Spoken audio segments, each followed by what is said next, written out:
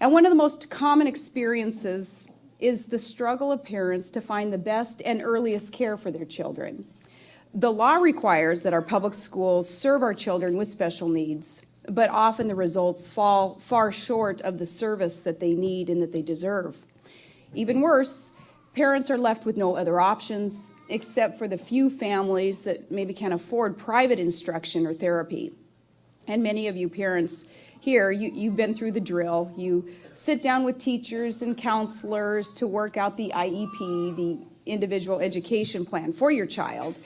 And the school, no doubt, is trying its best. They're doing all that they can with the resources that they have, but they are overstretched. And they may keep telling you that, no, your child's progressing well and no extra services are required. They keep telling you that, but you know better because you know your child. And you know that your children perhaps are not getting all of the help that they need at a time when they need it most. The parents of children with special needs ask themselves every day if they're doing enough and if they're doing right by our sons and our daughters. And when our public school system fails to render help and equal opportunity, and even parents are prevented sometimes from seeking that help and those choices elsewhere, that to me is unacceptable. And in a McCain-Palin administration, we're going to put the educational choices for special needs children in the right hands, in the hands of the parents and the good responsible caretakers. Under reforms that I will lead as vice president, the parents and caretakers of children with physical or mental disabilities will be able to send that boy or girl to the school of their choice, public or private.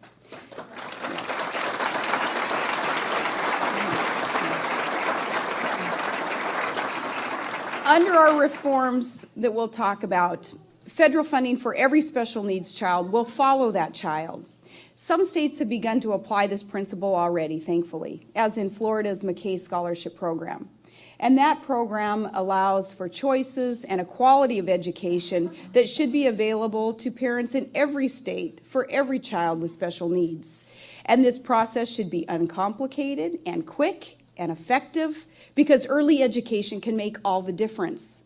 And no barriers of bureaucracy should stand in the way of serving our children with special needs.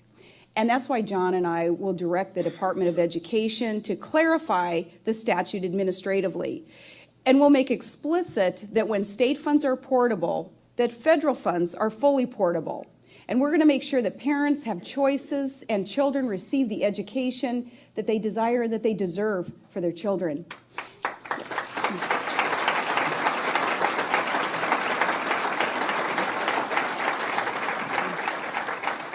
Because even the best public school teacher or administrator really cannot rightfully take the place of a parent making these choices. The schools feel responsible for the education of many children, but a parent alone is responsible for the life of each child and how to make that life better. And in the case of parents with children who have disabilities, then there are enough challenges already as it is, and our children will face more than enough closed doors along the way, unfortunately, until we really change the face of America and show that good heart of America in every aspect of our culture, of our society. So when our sons and daughters need better education, more specialized training, and more individual attention, the doors of opportunity should be open, and they'll be open in our administration. Like John McCain, I'm a believer in providing more school choice for families. And the responsibility for the welfare of children rests ultimately with mothers and fathers. And the power to choose should be theirs as well. But this larger debate of public policy should not be permitted to hinder the progress of special needs students, where their lives and their futures, their happiness is at stake.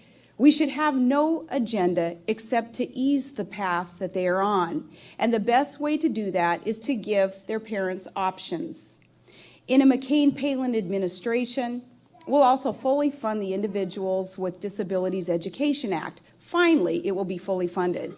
It was to his great credit that President Gerald Ford signed the legislation that became the IDEA into law, establishing new standards of respect and inclusion for young Americans with disabilities.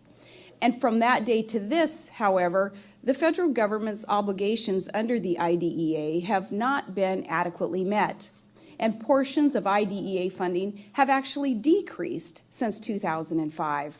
The size of the government is growing, the federal budget is growing, of course, and yet that aspect, that portion of the budget has actually been shrinking since 2005. So this is a matter of how we prioritize the money that we spend. The public dollars that we already have and are spending, this is a matter of reprioritizing. We've got a $3 trillion budget in this country, and Congress spends some $18 billion on earmarks for their political pet projects, and that right there is more than the shortfall to fully fund IDEA.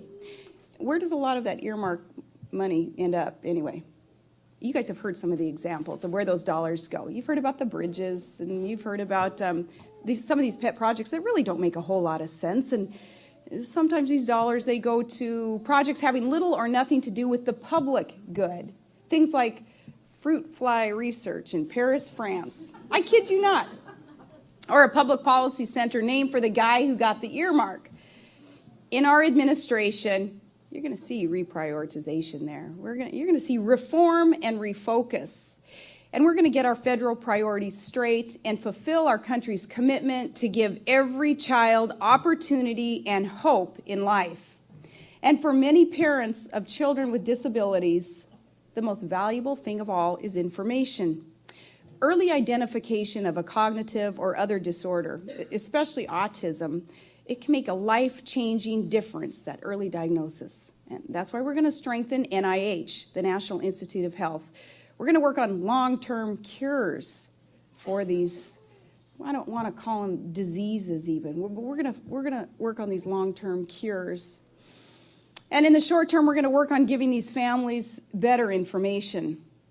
Once a condition is known, parents, you know that you need then the best and latest information on what to expect then and how to respond. And this service is also provided for under the IDEA. What we got to make sure is that every family has a place to go for support and medical guidance. And the existing programs and community centers focus on school-aged children, sometimes, though, overlooking the need for assistance before school age.